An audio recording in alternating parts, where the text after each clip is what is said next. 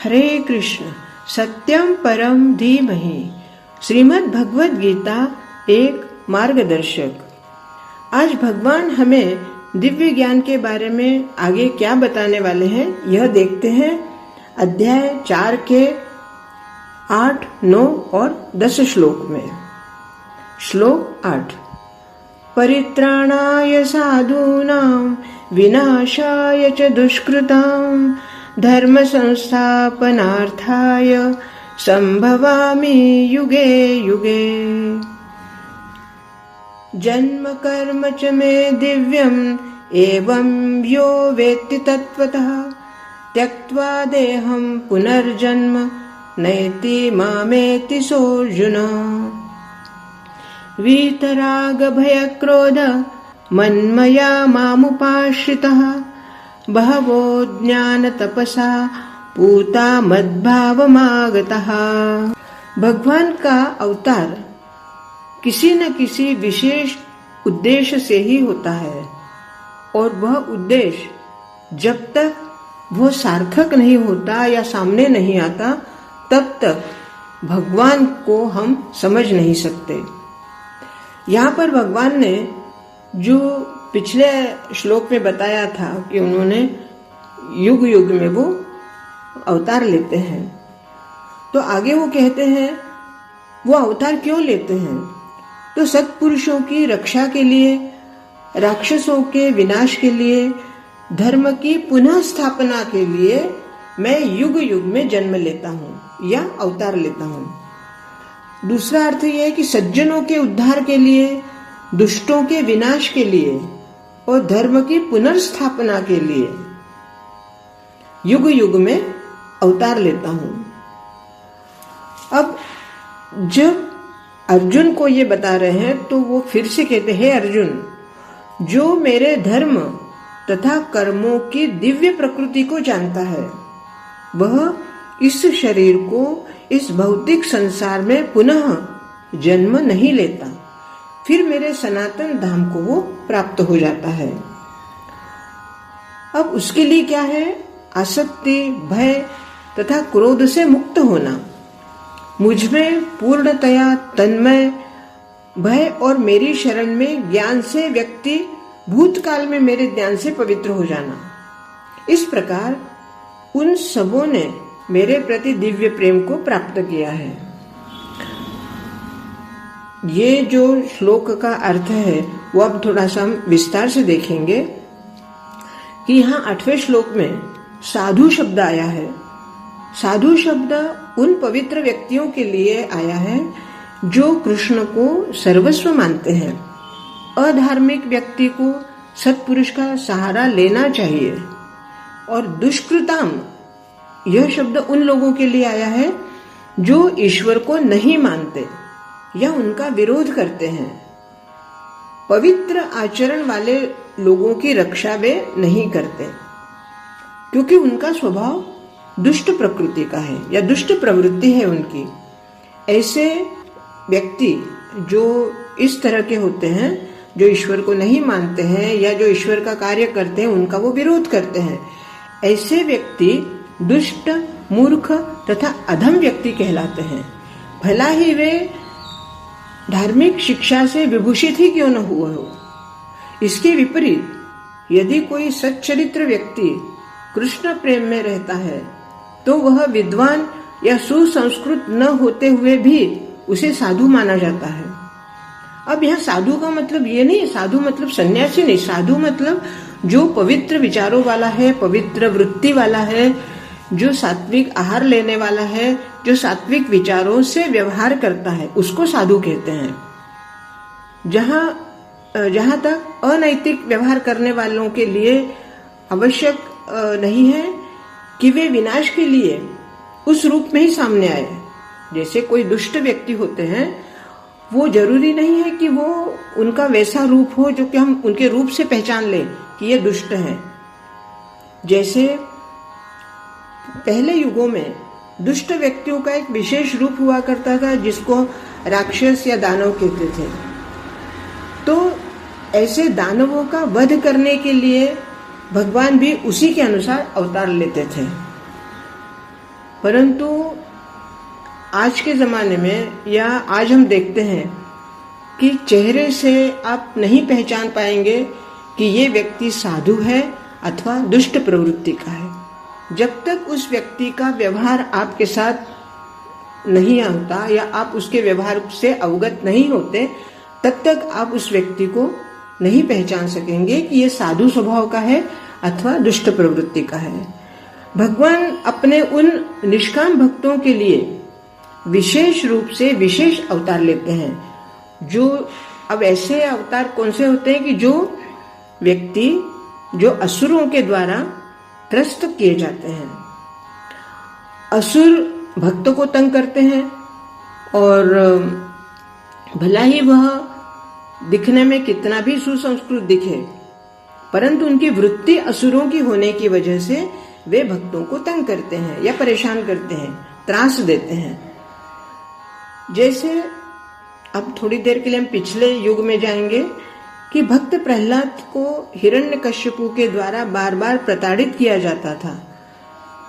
जब श्री प्रहलाद हिरण्यकश्यपु के पुत्र ही थे, फिर भी अपने पिता द्वारा उनको प्रताड़ित करना, उनके लिए भगवान ने नरसिंह भगवान का अवतार लिया।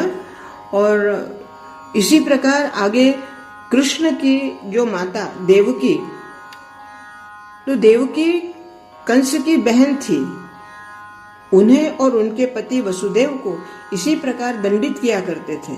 भगवान ने कृष्ण रूप में देवकी और वसुदेव को दिए हुए वरदान के लिए अवतार लिया तथा कंस को मुक्ति देने के लिए। ये दोनों कार्य तथा अन्य कई कारणों के लिए भी कृष्ण ने अपना यह अवतार लिया है।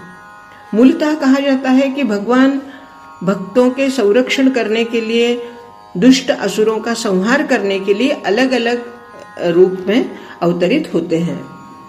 अब यहाँ अवतार या ईश्वर के अवतार भगवत धाम से भौतिक प्राकट्य होता है। ईश्वर का वह विशिष्ट रूप जो इस प्रकार अवतरित होता है जिसे अवतार व्यक्तित्व कहा जाता है।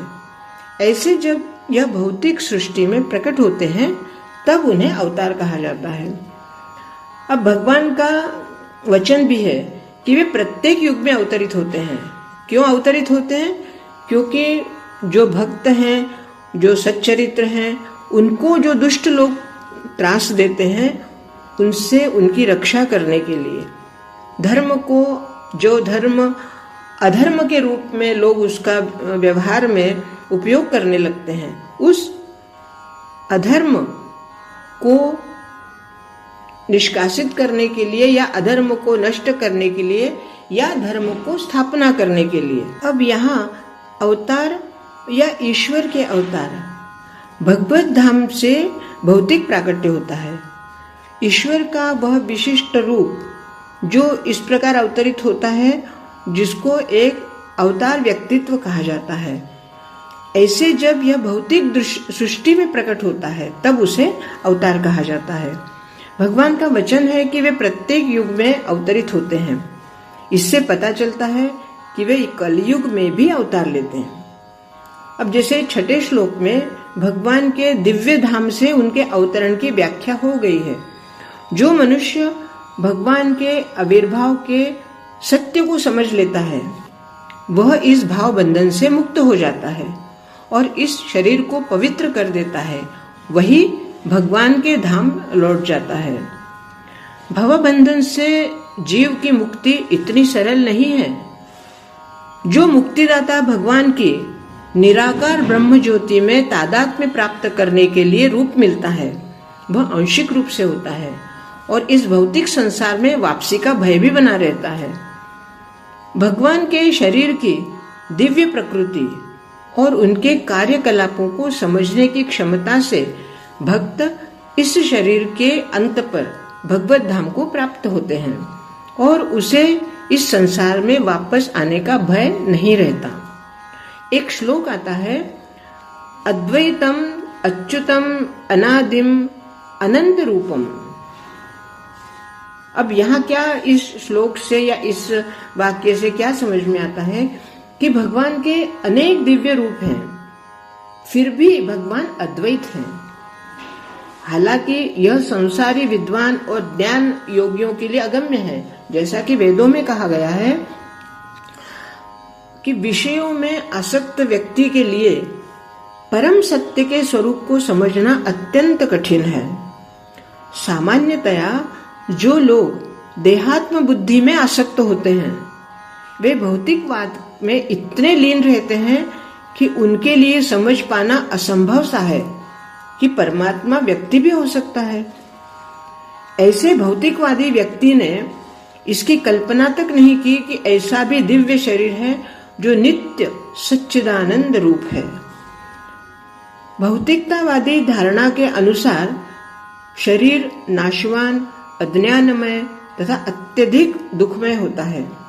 मूलतः जब लोगों को भगवान के साकार रूप के विषय में बताया जाता है तो उनके मन में शरीर की यही धारणा बनी रहती कि वो तो एक मनुष्य है।